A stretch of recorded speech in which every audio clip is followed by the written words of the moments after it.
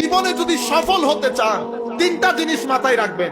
প্রথমে চিন্তা করেন আপনি কোন জিনিসের প্রতি ইন্টারেস্টেড বেশি, সেটা আগে খুঁজে বের করেন। যেটার উপর আপনার ইন্টারেস্ট, সেই জিনিসটাকে আপনি বড় মনে করবেন। কাজ কখনো ছোট হয় না। আপনি যখন সফল হবেন, মনে রাখবেন আপনার এই কর্মক্ষেত্রে তিন ধরনের মানুষ পাবেন। শুরুতে সবাই আপনাকে না বলবে, মাঝখানে সবাই হাসাহাসি করবে, যখন উঠে যাবেন তখন সবাই বলবে বৃদ্ধাঙ্গুলি, মাশাআল্লাহ, গ্রেট। এটা আল্লাহর দুনিয়ার নিয়ম। আমার নবী সাল্লাল্লাহু আলাইহি ওয়াসাল্লাম যখন শুরু করেছেন হাসাহাসি, সবাই চেষ্টা করেছে, না এগুলা না, এগুলা না।